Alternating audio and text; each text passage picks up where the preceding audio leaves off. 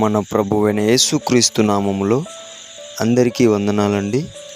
ఈరోజు దేవుని మాటలు ప్రసంగి గ్రంథము 9వ అధ్యాయము 15వ వచనము. అయితే అందులో జ్ఞానము గల యొక్క బీదవాడుండి తన జ్ఞానము చేత ఆ పట్టణమును రక్షించెను. అయినను ఎవరునూ ఆ బీదవానిని జ్ఞాపకముంచుకొనలేదు.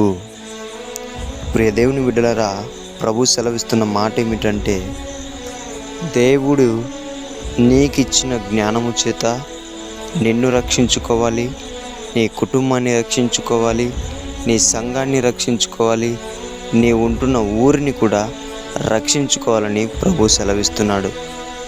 ప్రియ దేవుని బిడ్డలారా, ఎప్పుడైతే నీ జ్ఞానము చేత, అంటే దేవుడు నీకు ఇచ్చిన జ్ఞానము చేత నీ కుటుంబాన్ని, నిన్ను, నీ ఊరిని, నీ సంఘాన్ని రక్షించుకుంటావో అప్పుడు దేవుడు నీకు ఇచ్చిన జ్ఞానమును బట్టి సంతోషిస్తాడు. అందుకే ప్రియమైన దేవుని బిడ్డలారా, ఇంకొకటి కూడా దేవుడు సెలవిస్తున్నాడు. ఏమిటంటే, నువ్వు ఎంత నీ ఊరిని రక్షించినా, నీ సంఘాన్ని రక్షించినా, నీ కుటుంబాన్ని రక్షించినా నిన్ను ఎవ్వరు కూడా గుర్తించరు. ఇది కూడా బాగా గుర్తుపెట్టుకోవాలి. మనకు గుర్తింపు అవసరం లేదు.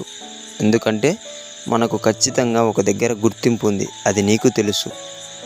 ఆ గుర్తింపు కోసమే ప్రయాసపడు, పరిగెత్తు. అంతేకాని ఈ మనుషులు ఏదో చేస్తారని, ఈ మనుషులు ఏదో మాట్లాడతారని, పొగడ్తలు చేస్తారని ఎప్పటికీ మనము ఆశించకూడదు.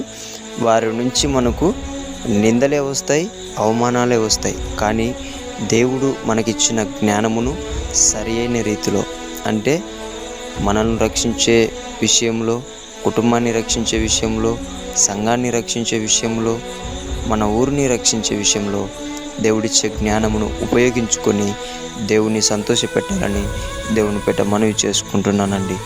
దేవుడి మాటలను దీవించునుగాక. ప్రార్థించుకుందాం. మహాపరిశుద్ధుడైన మా తండ్రి, మీకు వందనాలు ప్రభువా.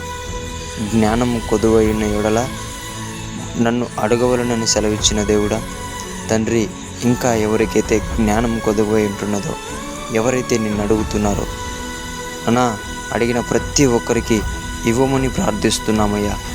అలాగుననే నీవిచ్చిన జ్ఞానము చేత కుటుంబాన్ని, వారిని, వారి సంఘాన్ని, వారి ఊరిని కూడా రక్షించుకునే జ్ఞానవంతులుగా చేయమని యేసుక్రీస్తు నామములో ప్రార్థిస్తున్నాము తండ్రి.